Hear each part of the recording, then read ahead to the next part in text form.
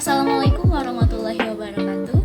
Saya Huslaini Sarah, NPM A1G019003, semester 3A, Program Studi Pendidikan Guru Sekolah Dasar, Fakultas Keguruan dan Ilmu Pendidikan Universitas Bengkulu. Kali ini kita akan membahas mengenai relevansi dikotomi kelas sosial Karl Marx pada masyarakat Indonesia. Seperti yang kita ketahui bahwa teori kelas dari Karl Marx ini berdasarkan pemikiran bahwa masyarakat dari dahulu hingga sekarang merupakan pertikaian antar golongan. Kelas dari Karl Marx ini sendiri selalu didefinisikan berdasarkan potensinya terhadap konflik. Individu-individu membentuk kelas sepanjang mereka berada dalam suatu konflik biasa dengan individu-individu yang lainnya. Untuk itu, Karl Marx membagi 3 golongan dalam masyarakat atau 3 kelas sosial. Yang pertama adalah golongan borjuis atau kaum kapitalis, yang kedua adalah golongan menengah, dan yang ketiga adalah golongan proletar.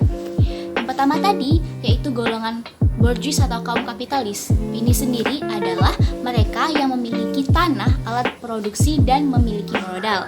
Dan golongan yang kedua tadi yaitu para pegawai pemerintah.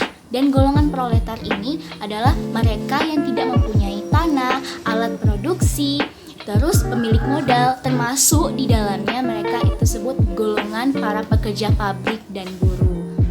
Tetapi menurut Karl Marx, kalau golongan menengah ini cenderung masuk ke dalam golongan kapitalis. Mengapa demikian? Karena golongan menengah ini cenderung dan pembela setia kaum kapitalis. Itu pada kenyataannya menurut Karl Marx, golongan sosial atau kelas sosial dalam masyarakat itu hanya 2, yaitu kaum kapitalis atau kaum borjuis dan proletar. Ada beberapa hal yang mendasar menjadi perbedaan antara kaum borjuis dan kaum proletar ini sendiri. Yang pertama, kalau kaum borjuis ini merupakan golongan pertama pada sistem stratifikasi sosial di masyarakat atau pelapisan sosial di masyarakat.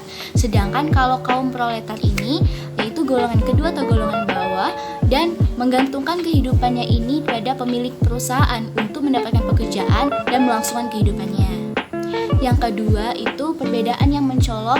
Kalau misalnya kaum borjuis ini memiliki modal, alat-alat produksi dan memiliki perusahaannya.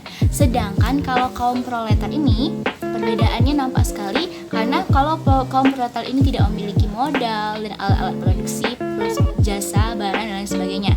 Sedangkan yang ketiga, ini hal yang paling mendasar banget perbedaannya. Kalau kaum borjuis ini yaitu kaum-kaum yang diisi oleh para pemilik modal, pemilik usaha, pemilik pabrik. Sedangkan kalau kaum proletar ini yaitu anggotanya ya pekerja buruh, pabrik dan lain sebagainya.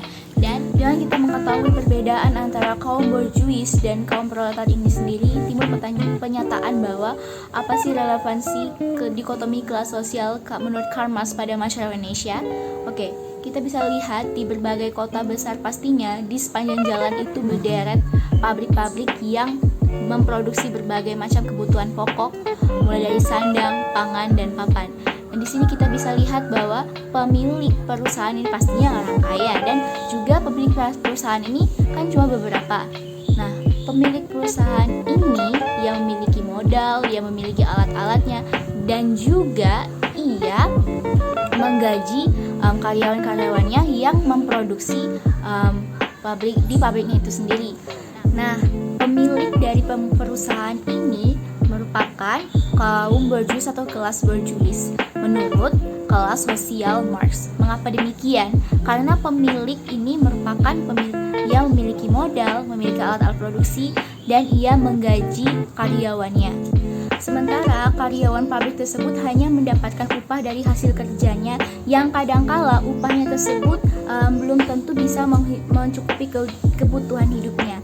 Nah, karyawan ini termasuk dalam golongan kaum proletar menurut kelas sosial Marx. Mengapa demikian? Karena karyawan ini mendapatkan pekerjaan dan mendapatkan upahnya dari pemilik pekerjaan dan ia bekerja untuk menghasilkan barang produksi, namun ia tidak dapat mendapatkan hak milik atas produksinya tersebut.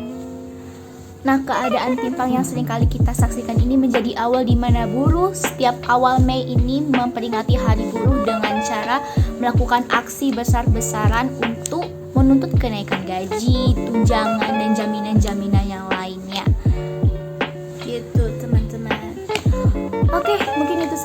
dapat saya sampaikan mengenai relevansi dikotomi kelas sosial Karl Marx pada masyarakat Indonesia, apa saja kelas sosial, pembagian kelas sosial menurut Karl Marx dan relevansinya. Semoga video ini bermanfaat untuk kita semuanya. Apabila ada kesalahan saya mohon maaf, kepada Allah saya mohon ampun. Saya tutup. Wabillahi taufiq wal hidayah. Wassalamualaikum warahmatullahi wabarakatuh. See you.